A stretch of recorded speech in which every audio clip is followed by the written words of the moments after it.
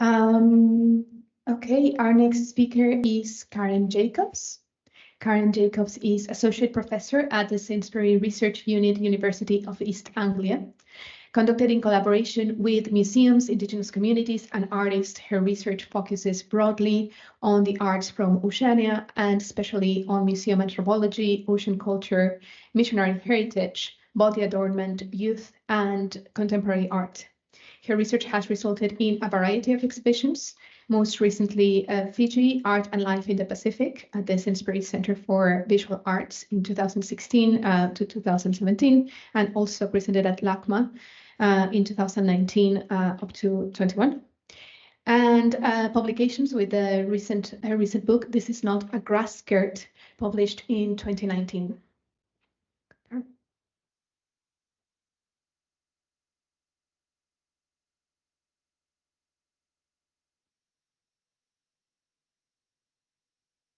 Thank you for that introduction, and thank you to the conference organizers for creating this inspiring space for us to share in.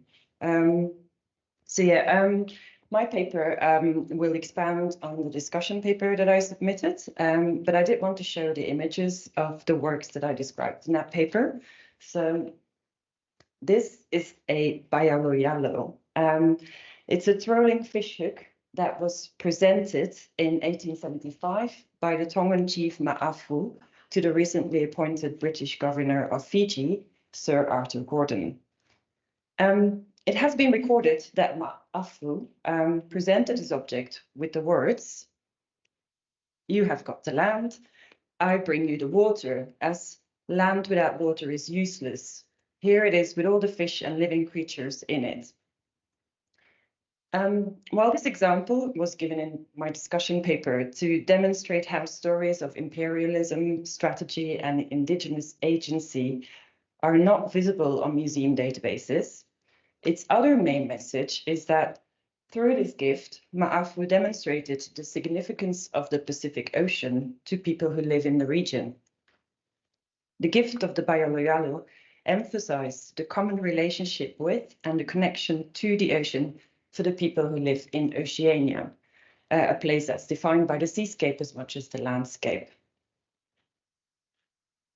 So today I'll focus mainly on Tonga, Samoa, and Fiji. But yeah, this is Oceania. And in the 1990s, the Tongan scholar Epeli Haofa put forward a vision for Oceania in response to colonialism and developmentalism, and the subsequent tendency to divide the region into clearly delineated and separate areas.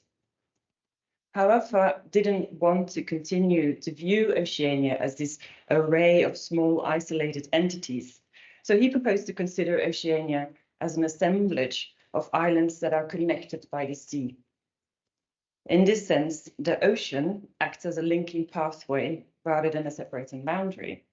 It's a pathway that their ancestors had crossed using impressive navigational skills, and it's a pathway that still emphasizes mobility in the region today.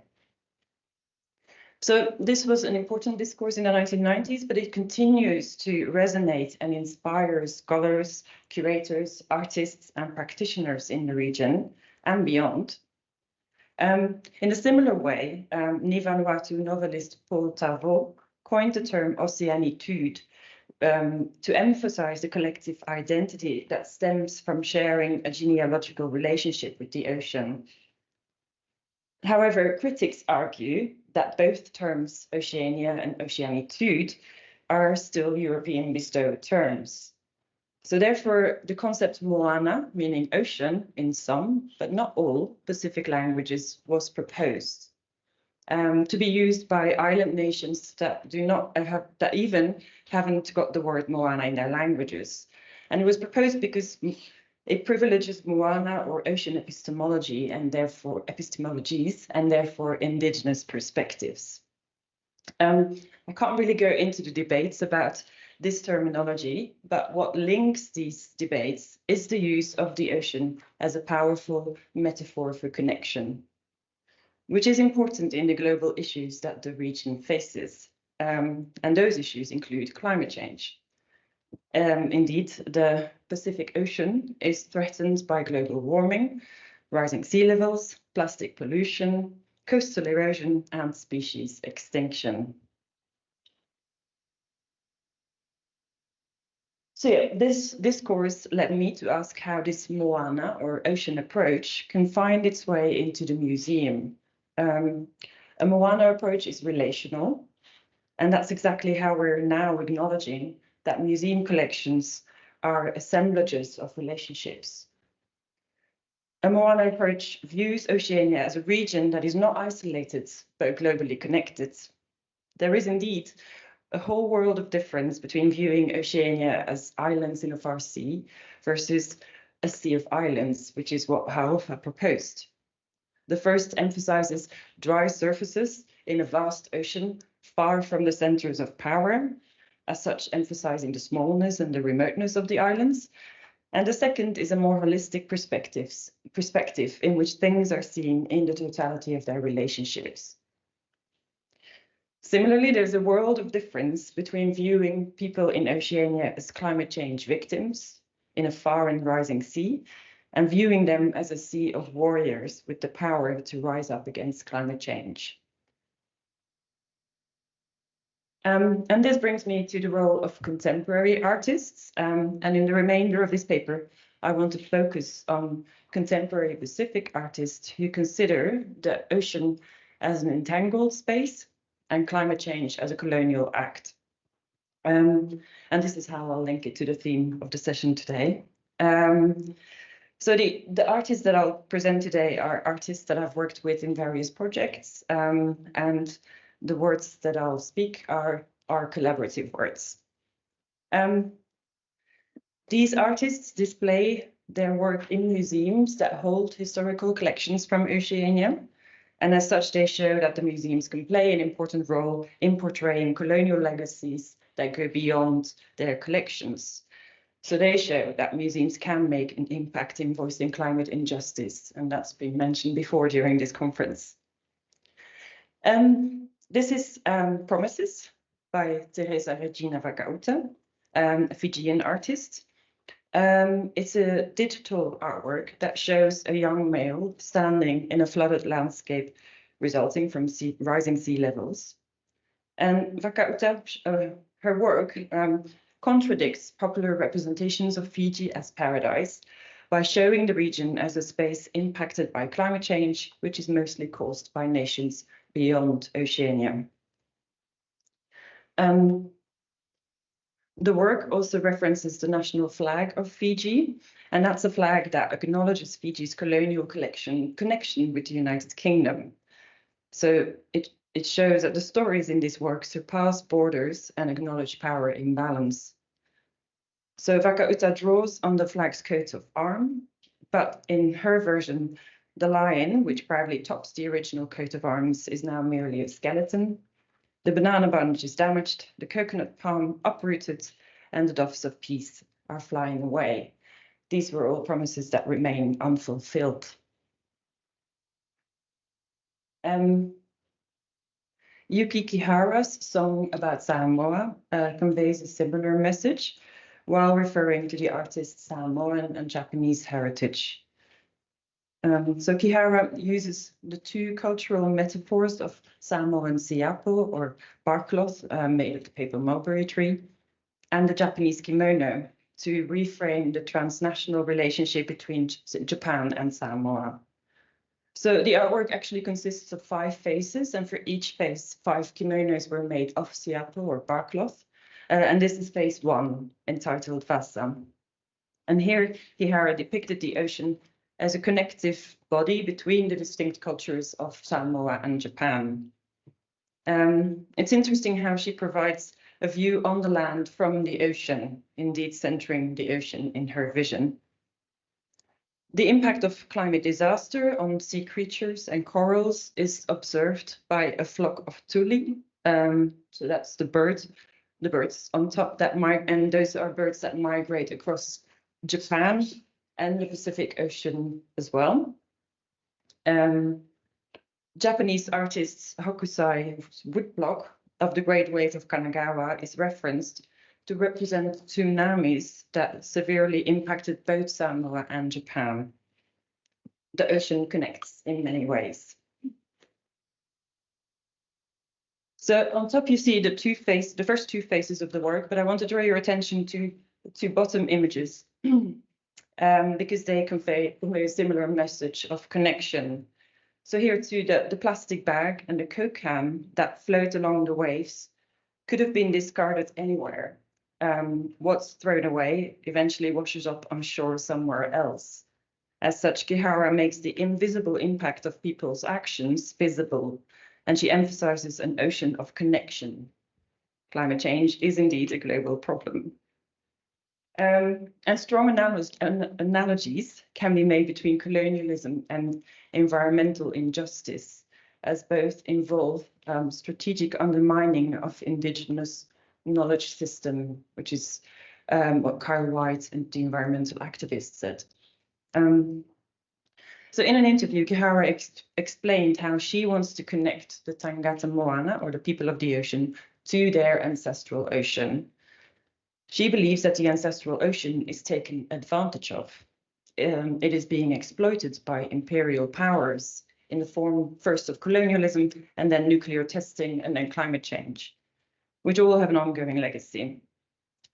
However, she states that if we centralize the relationship between people and their environment, in this case, the ocean, the environment recovers with it.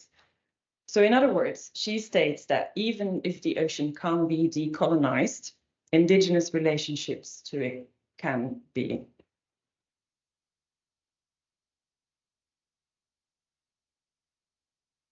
These indigenous relations are further explored in Yuki Kihara's recent and well-known work, Paradise Camp, which drew large audiences at the 59th Venice Biennale in 2022, where it was shown at the New Zealand Pavilion. At first sight, the main focus of the work might be to challenge the work by the artist Gauguin, but there is more to it that makes this a good case study for this presentation. So in this image, you see that Paradise Camp consists of 3 parts. The first part is the single channel video showing Kihara interviewing Gauguin, and she dressed up as Gauguin, so she's interviewing herself as Gauguin. So that's on one side of the screen. The other side of the screen shows members of the Fa'afafine community who are commenting on Gauguin's paintings. And Kihara herself is Fa'afafine, which means someone male by birth, but living a feminine life. And it's one of the 4 cultural genders of Samoa, which has a masculine counterpart in Fa'atama. The second part of the work are photographs shown on a wallpaper image of the ocean taken from the shoreline in Samoa, where it was hit by the devastating 2009 tsunami.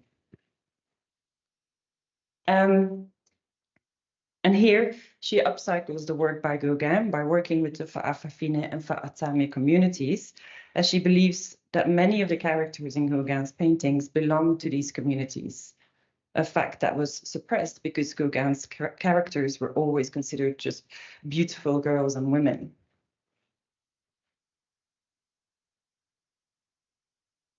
The third part consists of the Varchive, which is an assemblage of archival photos and recent news clippings, photos of gender-changing fish, as well as reproductions of the artist's passports, showing her different gender according to nationality.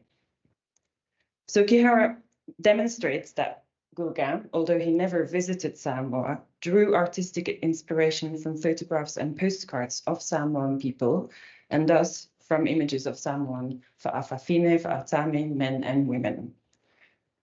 She draws attention to the needs of her community in the newspaper clippings, because it's a community that suffered the impact of colonial imposition of strict gender binaries.